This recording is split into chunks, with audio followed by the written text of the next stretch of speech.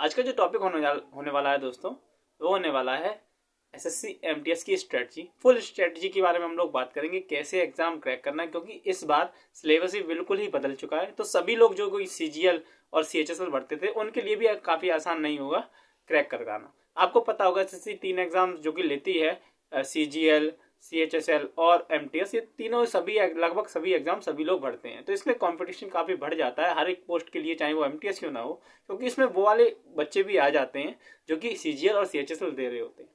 लेकिन इस बार थोड़ा मामला उलटफेर हो सकता है, क्योंकि इस बार सिलेबस में बहुत बड़ा चेंज किया गया है। होता क्या था, हर बार मैथ और रीजनिंग और इंग्लिश लोग रट लेते थे। जैसे जो कि सीजीएल की तैयारी कर रहा है उसके लिए मैथ बिल्कुल हलवा हो जाती, क्योंकि वो लगातार प्रैक्टिस करते करते काफी किताबें लगा लेता है और मैथ मिनटों या सेकंडों में उड़ा देते हैं। जिसके कारण वो एमटीएस का जब एग्जाम देते हैं तो उसमें काफी लो लेवल के सवाल आते हैं, क्योंकि 10th बेस्ड एग्जाम है, वो आसानी से कर पाते हैं और उसे जल्दी क्रैक कर लेते हैं। और जो 10th करके ही वो एग्जाम क्वालिफाई करना चाहता है वो नहीं कर पाता, क्योंकि उसे कम्पीट करना है सीजीएल वाले से जो कि ग्रेजुएशन कर चुका है। तो इस हिसाब से इस बार थोड़ा फायदा ऐसे होने वाला है, क्योंकि इस बार जो मेरिट बनने वाली है वो मेरिट बनने वाली है जीएस और इंग्लिश में। मैं आपको पूरा समझाऊंगा कैसे आपका सिलेबस चेंज होगा और आपको कैसे कैसे पढ़ाई करनी है जिससे आप क्वालिफाई कर सको एग्जाम को। ठीक है दोस्तों, सबसे पहले बात करते हैं सिलेबस की ओर। तो सिलेबस इस बार दो सेशन होंगे एग्जाम में। एग्जाम एक ही है, सेशन दो हैं। पहला सेशन क्वालिफाइंग है और दूसरा से मेरिट बननी है। तो समझ में आया, दो सेशंस हैं, पहला क्वालिफाइंग है और दूसरे से मेरिट बननी है। पहले जो क्वालिफाइंग है उसमें मैथ और रीजनिंग आ रही है, जिसमें 20-20 क्वेश्चन है। 20 क्वेश्चन मैथ के और 20 क्वेश्चन ही रीजनिंग के, जो कि मतलब एक क्वेश्चन 3 नंबर का है, उससे 20 या 60 और 20 या 60 करके 120 नंबर बन रहे हैं पहले सेशन से। लेकिन वो क्या है, केवल क्वालिफाइंग। अगर आप 20 में से 12-12 क्वेश्चन भी करके आते हैं तो क्वालिफाई कर लोगे और आपका दूसरा पेपर जो सेशन 2 है वो चेक होने लगे, मतलब वो आपके सामने खुलेगा।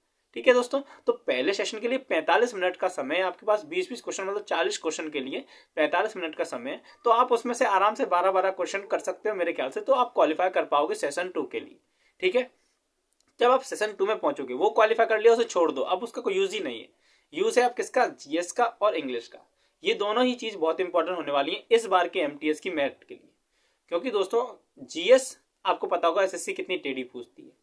हर किसी की बात की बस की बात नहीं है कि वो सब पूरे में से पूरे नंबर मार पाए एसएससी के। अब जीएस और रीजनिंग की बात करें तो इसमें भी 25-25 क्वेश्चन आ रहे हैं, जो कि एक क्वेश्चन 3 नंबर का है। तो 25 या 75 और 25 या 75 ये हो रहे हैं 150 नंबर। और इन्हीं 150 नंबर से आपकी क्या बनेगी, मेरिट बनेगी। इन 150 नंबर से ही आपकी मेरिट बनेगी। तो इन पे ही हमें फोकस करना है, जिससे मेरिट बनेगी उसे हमें फोकस करना है। हर कोई एग्जाम दे रहा होगा तो उसे मैथ मेरे ख्याल से इतनी आती होगी कि 20 में से 10-12 क्वेश्चन कर पाएगा, और रीजनिंग में भी 20 में से 10-12 क्वेश्चन कर पाएगा। अब जो मेरिट बननी है वो बननी है इंग्लिश से और जीएस से, और एसएससी की जीएस आपको पता होगा। तो उसके लिए मैं आपको पूरा बताऊंगा कैसे करना है आपको।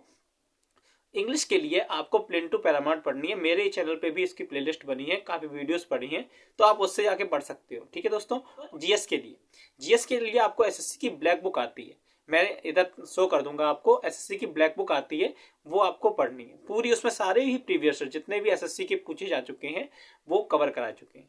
ठीक है दोस्तों, अगर आपको इस बार का एमटीएस निकालना है तो आपकी स्ट्रेटजी बहुत ही धुआंधार होनी चाहिए। और किताबें पढ़नी कैसे है दोस्तों, मैं आपको एक एग्जाम्पल तौर पर दिखाता हूँ। जब मैंने एनटीपीसी दिया था तो एनटीपीसी की सामान्य अध्ययन की किताब थी, वो मैंने कैसे पढ़ी थी, ये आपको दिख रहा होगा दोस्तों। इसमें पेंसिल चली हुई है, एक मिनट दोस्तों, ये देखो, ये देखिए दोस्तों, इसमें जगह जगह पेंसिल चली हुई है और पेंसिल से मैंने पढ़ के इसे पढ़ा था। पूरी किताब को मैंने 2-3 बार पढ़ा है दोस्तों, पूरी किताब को।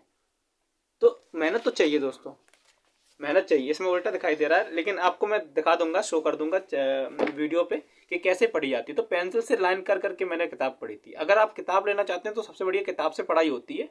तो और दूसरी बात, फिर मैंने यूट्यूब पे भी वीडियो अपलोड कर दूंगा अगर आप लोग चाहेंगे तो। ठीक है दोस्तों, तो 2 किताबें आपके लिए बहुत ही इंपॉर्टेंट होने वाली है। एक तो एसएससी की ब्लैक बुक जिसमें सारे जीएस की प्रीवियस ईयर है। दूसरी जो होने वाली है, सॉरी दोस्तों